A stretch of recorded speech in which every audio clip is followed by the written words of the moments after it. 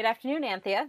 Hey, how's it going, Sarah? Good. I'm Sarah Posner with Religion Dispatches, and this is Anthea Butler, professor of religious studies and Africana studies at the University of Pennsylvania, but on sabbatical, On right? sabbatical, Yes. but only for you will I come off a sabbatical because you're one of the people I enjoy talking to.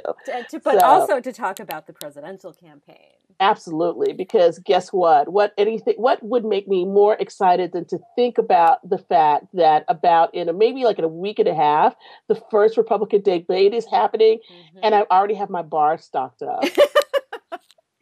Okay, well, um, the most recent CNN poll on the Republican field has Donald Trump at the head of the pack with 18%, followed by Bush with 15 and Walker with 10.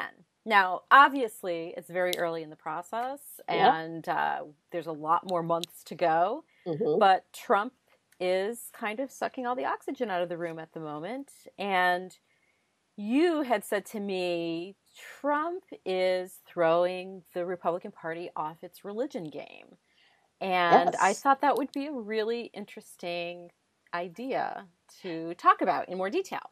Yeah, well, I said that Trump was throwing off the Republican Party from the religion game, partially because I watched the Saturday when they were doing the thing in Iowa with the family leader. Right. And, of course, a question, what is your faith? And he answered, well, I'm Presbyterian. And he basically just shined on any other question that was a faith question and just blew over it and just said, what a wonderful person I am. And, oh, by the way, that John McCain guy, not really a hero. I don't like my people to be captured. And Right, I right, thought, oh, this is not somebody who's playing the game, right, because we all know the game that Bob Vanderplatz and all the rest of the people want you to right. play in Iowa. It's like, let's play church and let's play nice and nice and let's talk about all of our faith stuff. And I think this is not a place that the Republican Party would have thought that they would have been in July of 2015. They would have thought that, perhaps Jeb Bush would be in the lead, or maybe Scott Walker, or, Mm-hmm. Rubio, one of those Right, three, right. and that they would be able to each have a time to be in front of the press, and most importantly, to talk to their biggest piece of the base, which is the religious right, to talk to the people who are the born again believers who care about what's going to happen and are sick of these last 6 years of Obama in office. Right. And Trump is not that guy. And so I think that this has thrown the whole process off, and that they're trying to figure out what to do now. And because they boxed themselves in with the debates, being a lot shorter, less events to do, and we can talk about that in a little bit more detail, that you don't have the opportunities anymore to pretend to be the really nice, great political Christian white male that you need to be in this race. I mean, even Ben Carson, who is like has been out there on the Christian circuit and Mm-hmm. had written all these books and everything else. Gifted hands and all of that. Right. He's not even in you don't hear about him No. anymore. And at one time he was like the big top. So what do you think? Well, I think that you're right, that Trump has totally blown up the mold of, I have to talk about America as a Christian nation, Mm-hmm. how, secularism is ruining our morals, and I'm a good Christian, and give your testimony about your salvation story. These are all, pieces of the standard fare for a Republican presidential candidate, particularly campaigning in Iowa ahead of the caucuses, or in Yeah. recent past cycles ahead of the straw poll, which was eliminated this year. So you have Trump, saying racist things about Mexican immigrants, saying nasty things about John McCain, the 2004. Don't What forget year he was gave. it? I don't remember. 2008. 2008, right? Sorry. 2008. Yeah, it's been that long ago. It feels like Right, forever, right. I just had a mental block about that. And so he's doing these things that you would think would present him as A, not a good Christian, Mm-hmm. and B, not a good Republican. Like, would a quote unquote good Republican say that about the party's nominee of 2 cycles ago, who is still a sitting senator? Yet, in spite of that, he continues to do well and even surge in the polls. And so the question is, why? And I think that along with his surge among Republicans, that has been accompanied by or it's in the same ballpark with a surge among evangelicals. Yeah. And so you have this question of like, okay, so he's not playing that Christian nation game. He's not playing the I'm going to tell you my salvation story game. Yet there's a significant chunk of evangelical voters, white evangelical voters, who like him. Why? So David Lane, who is not very well known behind the scenes operative who was behind Rick Perry's prayer rally that you and I both were at in 2011 and the similar rally that Bobby Jindal had this year. Here is a person, David Lane, who always talks about America as a Christian nation and restoring America to her Judeo-Christian roots. And he tells Paul Bedard of the Washington Examiner that Trump is tapping into a deep-seated anger in America, a nation founded by Christians for the glory of God and the advancement of the Christian faith. He's tapping into something at the grassroots. America is starving for moral, principled leadership, and I hope Donald Trump brings that. And so I thought that was an incredibly revealing statement for David Lane to make. I said this on Twitter, too, because his whole shtick for years has been we have to restore America to her Judeo-Christian roots and values. But the reason why it seems like evangelicals like Trump is because he's tapping into the anger that they have about something. Yeah. Well, I mean, that was extremely revealing. No, and it is revealing. And I think, that anger has been building since 2008, obviously, with Obama coming into office. That was one. And then, sort of the Tea Party stuff and Palin and all these people kind of stoked that anger. Mm-hmm. They thought they were going to have a moment of redemption in 2012 when, Rip Romney presented himself and hopefully was going to fulfill the Mormon prophecy of a president. And he didn't do that. And then it's just been like these throes of anger and frustration. I mean, it's as though they can't get anything they want. Same-sex marriage happened. Obamacare happened. The Affordable Care Act happened. It's something that they just don't know how to get out of. And I think Trump is really tapping into that. And especially with, the issues on immigration, they're just ready to burn that bridge because they don't care anymore. Well, So here's the thing that I've been observing, in my reporting is that yes, there's definitely that part of the religious right base that is afraid of immigration, angry about immigration, angry about what they feel is, losing ground in the culture wars and all of that. But then you also have, and I think that for a long time there was a tendency to call these folks, the new evangelicals or whatever. But I resist that because I think that this is sort of it's not a new phenomenon. But it's like an ongoing tension. But you have people like Russell Moore, who's the president of the Ethics and Religious Liberty Commission of the Southern Baptist Convention, and Sam Rodriguez, who's the president of the National Hispanic Christian Leadership Conference, writing an op-ed together in the Wall Street Journal, clearly aimed at the Republican base, the conservative base, saying, Donald Trump, what he's saying about immigrants is terrible, and Christian voters don't want to hear that. They want to vote for a candidate who is pro-immigration reform, and they stop short of, being pro-amnesty or whatever you want to call it. But, it's more of the welcoming the stranger, the biblical imperative to do all of that. So, you have that happening at the same time. And so I think, this is the element of the base that wants to hear the candidate talk about abortion. They will probably want to hear the candidate talk about the Planned Parenthood tapes. They will want to hear the candidate talk about what they call religious liberty in the wake of the same-sex marriage decision by the Supreme Court, and how are believers going to be protected from having to perform same-sex marriages and do weddings and all of that.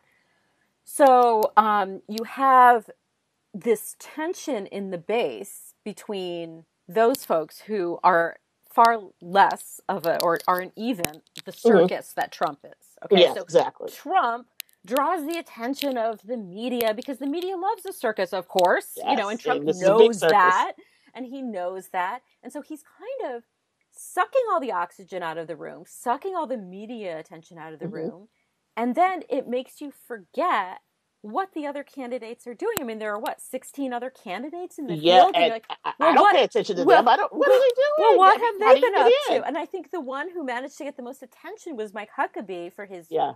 Obama marching the Israelis to the door of the ovens comments, which apparently Trump's spokesperson said, Trump was not offended by that statement. He would stand with Huckabee on that, I guess. Just think this is such bad imagery. It just shows the desperation that everybody has to get into the news cycle, right? But it's also what they believe. I mean, so it's paired with the need to get into the cycle, but also the need to make the biggest statement. And of course, Huckabee has just been on the wrong side of everything. From the Dugars on down. I mean, he's given us a new word, Dugery. And you can all go to Twitter and figure out what that means. But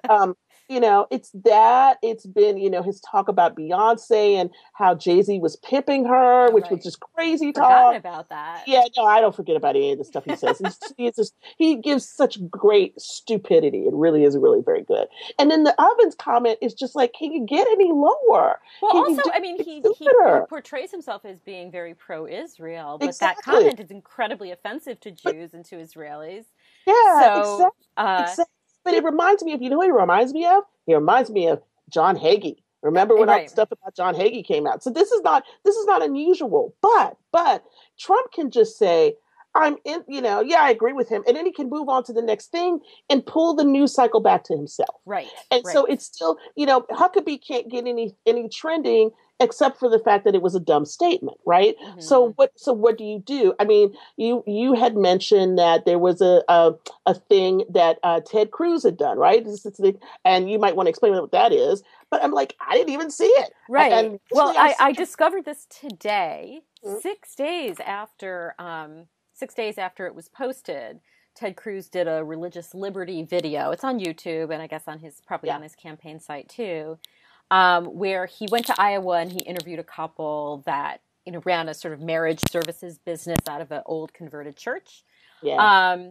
And he interviewed them about what happened to them after they refused service to a same-sex couple, and how it was going to put them out of business. The sort of the standard religious right line that the gay marriage thing is going to put these devout business people out of business. Right. And it's very sort of, has a lot of soft lighting around Ted Cruz, a little halo around him sitting in the church. And he looks holy. And he's not in the video. He's not the nasty Senate colleague that he was over the weekend. Yeah, he's just, Mr.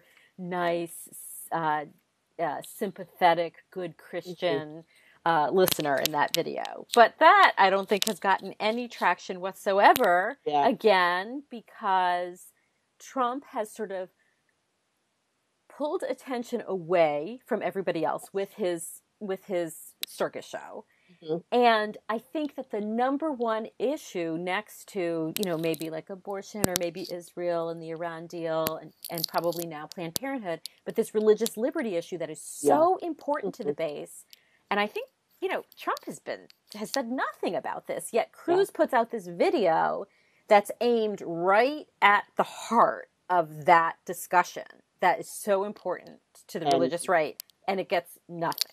I know. And it's got to be very frustrating to, all of the people who are surrounding these campaigns like Cruz's or Santorum, Perry and others. Perry has always had this big group of sort of dominionist kind of people around him that were funding him and giving him money. But now what do? Even this kind of, videos that they would put out beforehand don't work anymore. The religious liberty is not even getting that much traction. And so I just wonder what we're going to see in the first debate, if you want to think about that. Is how will Fox get around these questions? Will they be able to ask these same questions? Will Trump pull away like he did? Can people like Russell Moore hope, that they'll possibly have a conversation that will be a substantial conversation? And how does, the person who everybody thought was the Trump front runner, Jeb Bush, gain any traction when he's been, he's not polling as well as he should have for all the money he has? We have yet to hear him really wax eloquent about his Catholic faith, which, given the Pope is going to be here in about 6 to 8 weeks, I think is a very interesting thing about how he's going to navigate that set of Right. big events coming around. So I think that all of these people on the Republican side who are running have a very big thing. It's like how they either have to pull Trump down to them or they have to get where Trump is. And I don't know. I mean, that's kind of a weird thing to say. It's sort of like, how low can you go? It's like limbo, right?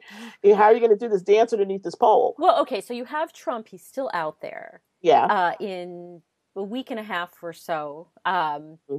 the Southern Baptist Convention is having a missions conference. Yeah.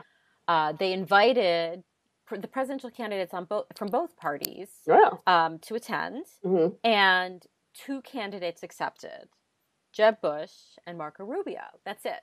Wow. It's interesting, because they're both Catholic. Yes. They're not Baptists. There aren't any Baptists going, So I know, right? Not even close. There are right? several of them in the field. But I thought that was interesting. And there were a couple of articles that came out last week or early this week about the Southern Baptist Convention and about how they don't really understand, like a lot of people in the SBC don't understand why everyone thinks that they're joined at the hip with the Republican Party. It's like, well, one of those was in Christianity Today by my friend Bob Smontana, and one was Jonathan Merritt in Religion News Service, also a friend of mine. But it was, that's been the history of the Southern Baptist Convention since the 1970s, when it, went conservative and did attach itself to the hip to the Republican Party. I think that Moore really wants to shed that image of the Southern Baptist Convention, that really wants to shed that partisan image, even though, for them, the abortion and the same-sex marriage and the religious liberty stuff are all non-negotiables. Mm-hmm. Yet, they want this softer approach to the immigration. They don't want the candidates to come and, give some insincere speech about their faith or, America founded as a Christian nation. I mean, Moore has been very vocal about all of those things. But the question, I think, is when Bush and Rubio go speak at the SBC gathering next month, is that going to garner the same sort of attention, media coverage that Trump is going to get just by going out and being ridiculous? I mean, in a way, it's the media's fault, because Jeb Bush and Marco Rubio might go to that Southern Baptist thing and say some interesting things. Mm-hmm. But if Trump is also out on the campaign trail the same day, they'll be buried. Let's just face it. They will be buried. The clown car will roll over them and keep rolling, right? I mean, I'm sorry, I've just got to say it. But I don't think they get much traction. And the only way they get traction, and you'll know this better than I do because I can't remember the date in my head. If this is right before the debate, they might be able to get a little traction because it would be sort of a preview to the debate. Right. If that comes after the debate, then they can forget it because everybody will be talking about whatever it was that Trump did at the debate, which that he's going to be on stage being, basically, to use a phrase, the cock of the walk, because he's going to have all his feathers pumped out and he's going to say all the great things that he normally says. And it's going to be Shark Tank, except that it's the Republican Shark Tank, and he's planning on eating up everybody else in the tank. So I don't know. The other thing I think is interesting for me, and I'd like to hear what you think about this, is that what does this mean in the event that Trump decides later on if he starts to fall in the polls, and I'm not certain how that's going to happen for some time unless he does really poorly at this first debate, which I don't think he will, because it's geared towards what he likes to talk about anyway. What happens for all of these second-tier candidates like Perry and Santorum and others? Because there's a very big field, and that field will be winnowed out by October, November, if they can't get any traction, because they won't have been in any of the major debates. They'll be in these side debates trying to claw up to the top. And what we thought might have happened, which is, Ben Carson might be having a decent sort of a run just because he was a Republican candidate of color, and B, Christian, and C, it has a very good profile in certain kinds of ways. He may not matter at all anymore. And so I guess the question I'm wanting to ask you is, and maybe this is the bigger thing, is this the end of the religious right as we know it in a certain way, in the power of the Republican Party? I throw that question out there because I don't want to answer that today, because that might be a book for me. But I just think that this is a moment for the party where they could use Trump to unhinge themselves from this piece of their base, and if they wanted to. But I don't know that they can. Yeah. That's a really interesting and provocative question. I do think that the religious right, and when I say the religious right, I mean everything from, the David Lane, Yeah. Christian Nation types, Mm-hmm. all the way over to Russell Moore, who doesn't want to hear the Mm-hmm. non-genuine Christian Nation Yeah. talk. I think that they're divided not necessarily on their core issues, right? They Mm-hmm. are united in their opposition to abortion, their Yeah. opposition to same-sex marriage.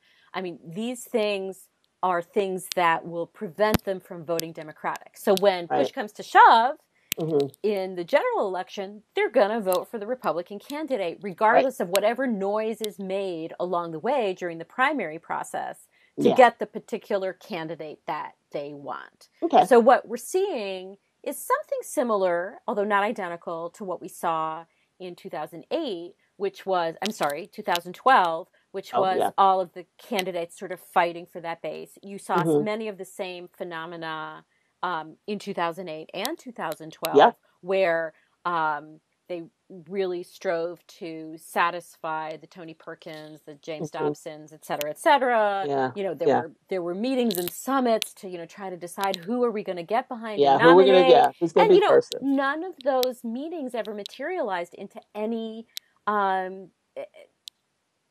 Unlike in 2000, where they pretty much coalesced around George W. Bush, that didn't Mm-hmm. happen Yeah. in 2008 or 2012. It's true. And so I think that has a lot to do with differences in the image that they want to portray to the public about who they are. Okay. Yeah. So for Trump, they don't care if what they're portraying to the public is that they're angry and that they're Mm-hmm. anti-immigrant. Yeah. But for someone like Russell Meagher, they very much do Mm-hmm. not want to be angry or Yeah. anti-immigrant, Yeah. I right? think that's true. Yeah. I think that's very true. So I guess, I think to call it a stylistic difference is probably, Mm-hmm. that's to flip. But I think it's a difference in defining their identity as evangelicals, right? Okay. So I think Yeah. that, I think that somebody like Russell Moore is sort of horrified that, that somebody like Trump is drawing the support of evangelical voters. Yeah. And then, I had an evangelical I know on Twitter Mm-hmm. say to, I tweeted about the David Lane comment about, that Trump is tapping into this anger that exists at the grassroots and et cetera. And I had tweeted that it was a very revealing statement. And this person tweeted back at me, it's like, look, I'm, very much entrenched in the whole evangelical subculture. Mm-hmm. I've never even heard of David Lane. I know, right? And so I was like, yeah, I know, I get that. But at the same time, David Lane, by political operatives, is considered an important political operative. Exactly. And so what somebody like Russell Moore is seeing, and now I'm not, picking on Russell Moore, but he is a recognizable name, and I think he's sort of the face of this movement within. Yeah. But I think that I lost my train of thought. It was someone like David Lane is very much involved in, like I said, in political strategy. He's a behind-the-scenes political operative. Yeah. He moves in those circles. Someone like Russell Moore does not move in those circles. He moves in church circles. I think that David Lane likes to think he moves in church circles too, but I think it's a very different kind of thing. Yeah, no, it is. So I don't think that this phenomenon has been absent throughout the past few election cycles, but I think it might be coming to a head because of Trump. Mm-hmm. Now, listen, I think that in 2008, when you and I first started talking about all of these issues. Yeah. In a lot of ways, Sarah Palin is indistinguishable from Donald Trump, right? They share a lot of the same characteristics. Yes. Yeah. Yet, the religious right loved her. She's what made John McCain okay. Yeah, So, exactly. And she validated him. She had the Down syndrome baby. She was against abortion. She was pretty. Right. She had 5 kids. Well, that's true. I guess. So in that sense, maybe she was not identical to Donald Trump. Well, she's not identical. But she says the same things. She says the same things, but she's got the cred. Yeah. She's got the cred. She's the mom of 5 and all of that. Yeah, and she had the charisma to do it in a different way. I mean, Donald Trump has charisma in a different kind of way. Her charisma was, being this, feisty woman who was saying all of these things and had the, the coded language down. So she could say, I mean, Trump doesn't have any coded language. But I mean, right. I mean, he's just like, this is who I am. But, it's funny you bring her up because I think in both cases, and, people will be mad if I say this, but I think it's really true. Both of them had a big stick of racism to carry about the certain ways that they did it. So, when she started talking about, him, Obama palling around with terrorists, when William Ayers and all of that, right. She brought a racial element that, up to that point, McCain was afraid to talk about. And she had wanted to talk, and she said this, she wanted to talk about Jeremiah Wright. She couldn't talk about Jeremiah Wright. And Trump is taking her to the next level. And he's talking about, Mexicans are rapists and all this other stuff. Right. And he's been able to take that nativism and turn it into something really awful, and he's, I hate to say it, but he's done such a much better job than Palin ever did. I mean, he knows how to get people to get that attention. In some ways, they're very much alike. But he, as a man, and I do mean this to talk about the gender piece too, has been able to push this in a different kind of way with different results. And now the result is that, he's able to go out on the border and make these kind of statements and basically spit at Rick Perry right in his own home state. And, remember, he just did that last week. And also, make everybody really confused because I think this leaves everybody sort of on the Republican side scrambling. How do we deal with this? We know we need the Latino vote, but how do we get it with the guy that says, these people are all terrible and we need to shut down the border? And they don't want to do the immigration law. So I think the specter of, Trump has improved upon the racial and kind of capitalistic issues that exist in the party. And he's managed to do that without putting religion into the mix very much. And that's what's so powerful about this, because he is the person who, should he decide to break off and run for third party, they already know he's going to mess them up because he'll get all the independents who are like, well, I feel like this too, but I'm sick of the religion crap. So I'm just going to go with Trump. This is a problem. Well, for the Republicans, it's a problem. It's the Republicans, it's a problem. So, yeah, I think this makes it for a very interesting setup to the debates and how the debates will fall out. Because now that we have less debates, there are less opportunities to trip Trump up. Well, Perry, you brought up how Trump went to Texas, which, Perry was the governor of Texas for, 10 years? Yeah.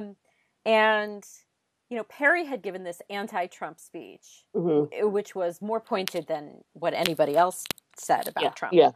He called Trump a cancer on conservatism and a barking carnival act, and a toxic mix of demagoguery, mean-spiritedness, and I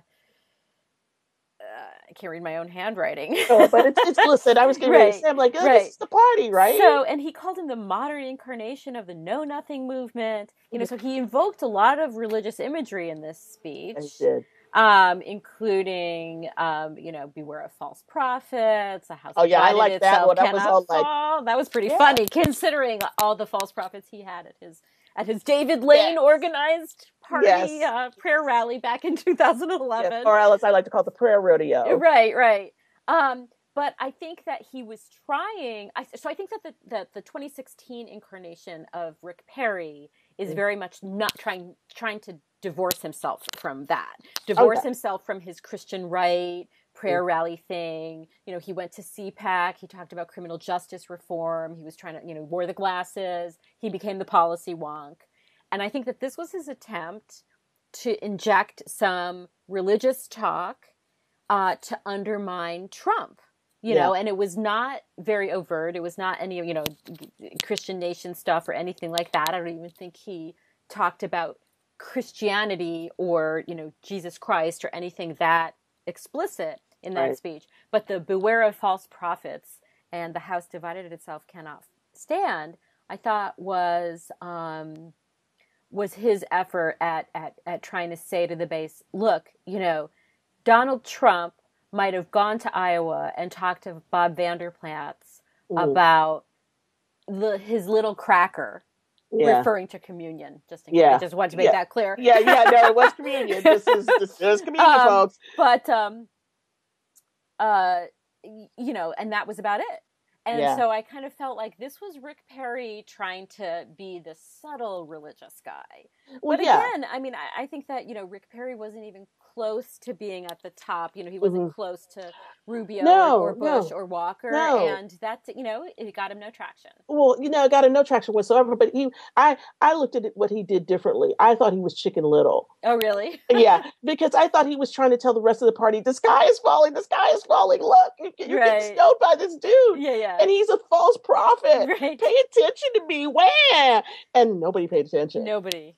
And that was terrible. But I mean, you know, it was just so funny when he talked about Trump and the little cracker, the wafer, communion wafer, I thought, oh my gosh, this is really bad.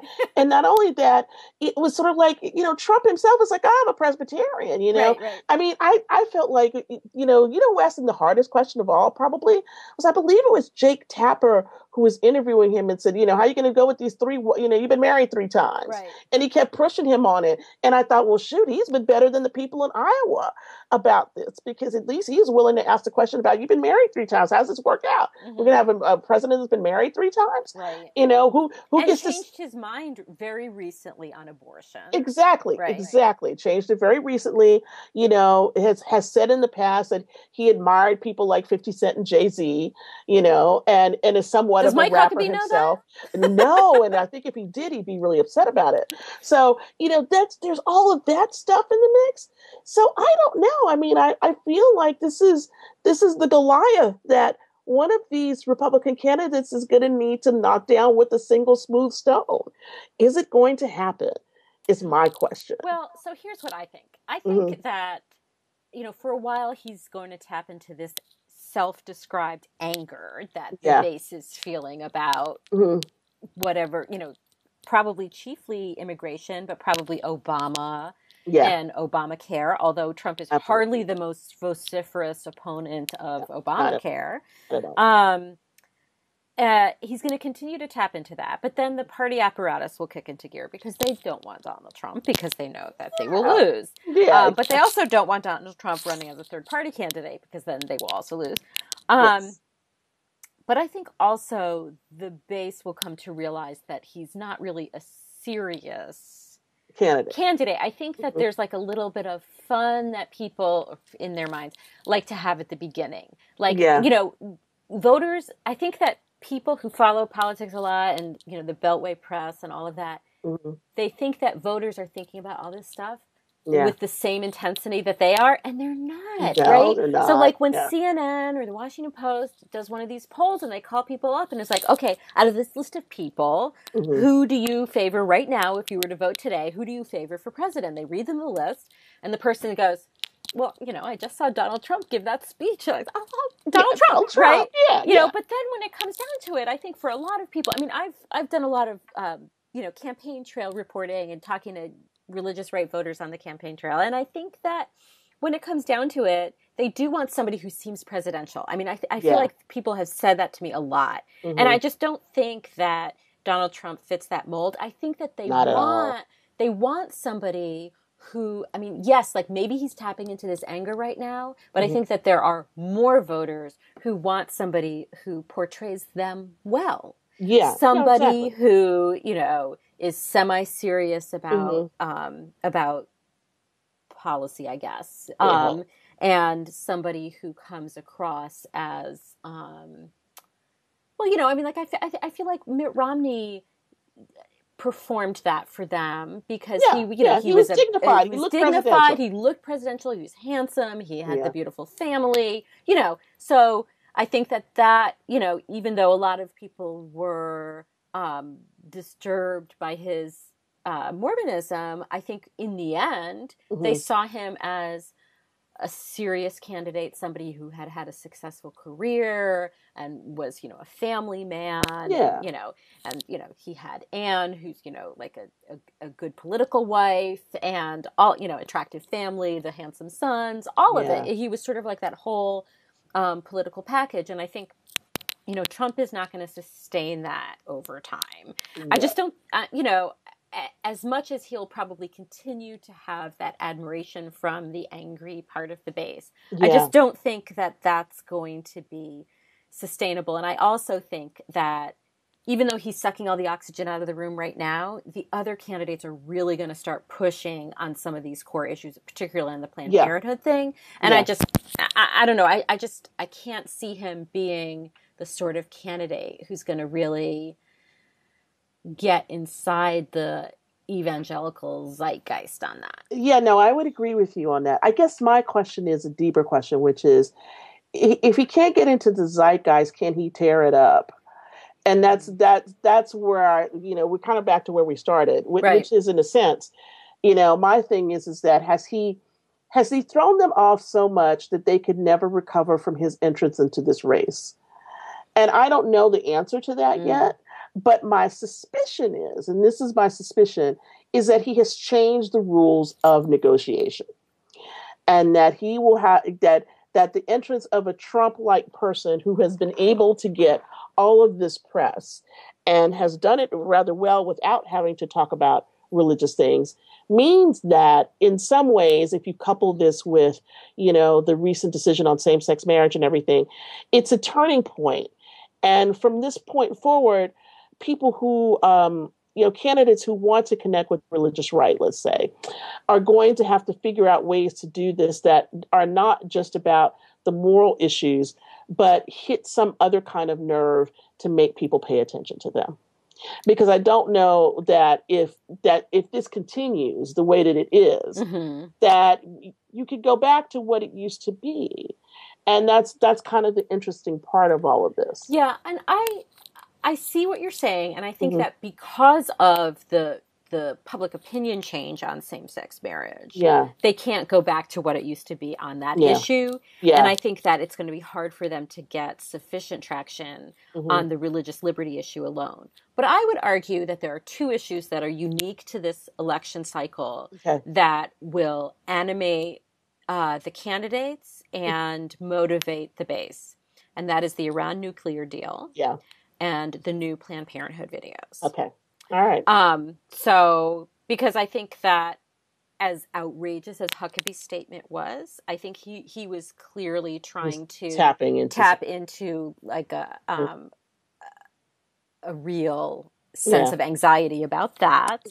And I think that for the religious right, the Planned Parenthood videos, even though, they're deceptively edited and deceptively presented and were deceptively acquired by all of the above. And fetal tissue research is legal, and Planned Parenthood did not profit from it. So by donating the fetal tissue and charging, just the cost of shipping and whatever, Planned Parenthood didn't break any laws. Notwithstanding all of those basic facts, I think for the religious right, those videos, and particularly the selected clips, really just confirm to them that Planned Parenthood is this terrible place run by people without a heart who don't care about killing babies and harming women and all of that. So I think those are the two new things that will change the dynamics of the race. Let's see what happens. Well, we'll talk again in a few months. We'll see how it's going. Yeah. I think we'll have to come back to it, because I agree with you. I think those could be two things, but the question is will they be able to deploy those two things very well in the midst of lots of other issues like Black Lives Matter and all of this, that all the candidates are being pushed on. And I mean, even though, there was a very big thing that happened at Netroots where, Bernie Sanders and I forgot the other candidate, Martin O'Malley were confronted. I imagine that this might end up happening to a couple of Republicans too. Really? And yeah, I think so. And I think it will be very interesting to see how that's going to pan out. I mean, I say that as a sidebar because I don't think it's going to move anything. Right. But I do think that these issues will have to be dealt with. They're going to have to start saying, in addition to these two things, they'll also have to start saying about how they feel about policing and all of that, because that's going to be a part of what people are going to want to hear from candidates, I think, this election cycle. Well, I mean, somebody that we did not talk about yet today is Rand Paul. Right. Who is also fallen off the radar screen. Completely. Yeah. But, he's made some ham-handed efforts to reach out to Black voters. Oh, yeah, absolutely. But he and a couple of the other candidates have been part of this new bipartisan effort to address criminal justice reform and mass incarceration. Mm-hmm. Like I said earlier, I saw Rick Perry speaking at CPAC about that, and I think that that's something that's on Rand Paul's radar screen as well. So if that's true, like if they really are committed to those things, I think the Black Lives Matter movement is definitely part of that, because, it's about the overly aggressive racist policing, and it's about what happens to people when they have to post bond for, whatever the ridiculous charge was against Sandra Bland, and apparently she didn't get the money for the bail bondsman. Yeah. And there are other cases involving the question of bail and whether people who are in jail can get it, and on charges that are not violent, dangerous charges, right? I mean, obviously, like somebody who's charged with murder or whatever is a different story. So but I just can't see those issues becoming salient in the primary for the Republicans. It will for the Democrats, obviously, as it already Democrats, has. yes. But not for the Republicans. But I do think it will be a moment for them to think about. I mean, if some candidate, let's just say, let me put it like this. If some candidate could manage to take your two issues that you mentioned, of the issues of Iran, the issue of Planned Parenthood, and pair that with some contemporary issue about, in some sort of religious language about prison or, policing and all of that, they might find themselves to go up a little bit in the ladder, because they would start to pick up those conservatives that are maybe Latino and others that do care about this. Mm-hmm. And I don't know. I don't think right now I think they're just all trying to figure out how to get a slot on TV right now, basically. Right. And I think that they're used to the script that, is intended to appeal to these older white voters who have anxieties about, public safety or immigration and the like. And I think it's hard for them to break out of that mold, because I think that is sort of the typical voter that they're going to see in places like Iowa. New Hampshire probably too. So, I mean, not that that's an excuse to not break out of the mold, but I'm just making an observation. So, I mean, I think it could be really interesting if one of the Republicans really took on the policing and the mass incarceration issue, because I think it is an issue that appeals to the libertarian part of their base. And it appeals to the Christian part of their base, for some of them, not all of them. Some of the evangelicals it appeals to. Right. It really does. And so I'm just wondering, I mean, do you think about, all the work that Chuck Colson did with all of this stuff, and that was for a time was really important to evangelicals, and, and all the people who went to prisons and had prison ministries and all this stuff. And it's an easy 1-2 punch. If somebody wanted to take it, they could. But, I kind of doubt this field will. That's where I'm at. If anyone were to do it, I think it would be Perry or Paul. Yeah, no, I think so. But, Perry, of course, while governor, fried so many people in Texas on death row, unfortunately, that I don't think he could. And has he said anything about the Sandra Bland case? Not really. I mean, I think he did mention something, but it was kind of innocuous, and I didn't pay attention. And, we're all just still getting over Bobby Jindal saying the gun comments, and that, 2 weeks ago, he basically was like, this is the kind of campaign stop I had when he had an AK-47 or something in his hand. So I'm like, we can't get past the gun thing for all the rest of it. So, right. I mean, well, the Democrats aren't, Yeah. making the gun thing front and center either. Yeah. So I think we'll see an interesting cycle, but I thought that if we talked about this now, we could see what happens next week, Right. and then come back and like judge whether or not we were okay with this, or if we were, just off base. Right. Yeah. It's always good to make predictions publicly and Absolutely, test so yourself. that people can, so people could trash us on Twitter later. All right. Well, this was great fun. Yes, it was. Thank you so much. Thank I you. appreciate it. Okay. Bye. Take care. Bye.